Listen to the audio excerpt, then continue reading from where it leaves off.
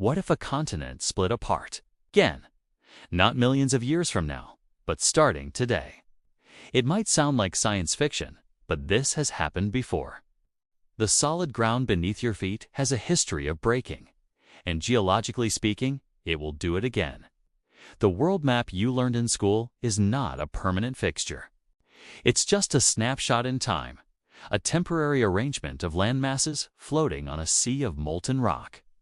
For hundreds of millions of years, the continents we know didn't exist. Instead, almost all of Earth's land was fused together into one giant supercontinent, Pangaea. But around 200 million years ago, this massive landmass began to fracture and tear itself apart. The Americas split from Europe and Africa, Australia broke away from Antarctica, and India began its long journey north toward Asia. This process, driven by the slow, relentless engine of plate tectonics, is what created the world we recognize today. And that engine has never stopped running. Beneath our cities and oceans, the tectonic plates are still moving, inching across the globe at about the same speed your fingernails grow. The continents continue to assemble, and then they tear themselves apart. But how does a continent actually split? It doesn't happen in a sudden, explosive cataclysm. A continent's rip. Slowly. The process begins deep within the Earth's mantle, where immense heat causes rock to churn in slow-motion currents.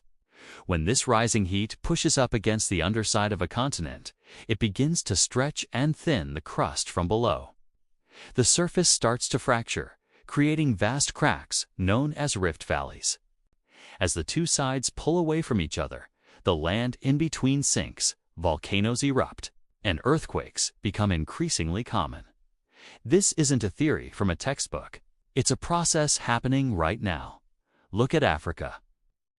The continent is already in the early stages of pulling itself apart. The East African Rift is a massive network of valleys stretching over 3,000 kilometers, from Ethiopia down to Mozambique. The Somali Plate is slowly peeling away from the larger Nubian Plate, a separation happening at a few millimeters per year. Geologists predict that in 5 to 10 million years, the ocean will flood into this rift, carving a new sea through the continent and turning East Africa into a massive new island. The ground is already splitting, creating fissures that can swallow roads and buildings.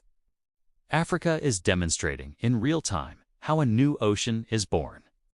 The consequences of a continental split are civilization-altering.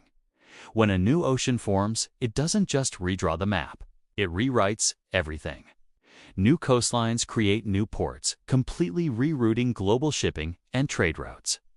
Coastal cities that were once economic powerhouses could be left landlocked, while new coastal areas rise to prominence. This could ignite economic rivalries and even wars over access to new seas. The millions of people living along the rift zone in cities like Nairobi and Addis Ababa would face escalating threats from earthquakes and volcanic activity. Borders, the imaginary lines we draw on maps, would become meaningless as the very land they are drawn on breaks apart. A single crack in the ground can reshape human history. When you zoom out, you realize that continent splitting isn't a disaster movie scenario. It is the planet's normal, cyclical behavior. We just happen to be living in one of the geologically quiet moments between these colossal events. The map is always temporary. The world is a work in progress, and the next chapter of its story is already being written, deep beneath our feet. Thanks for watching.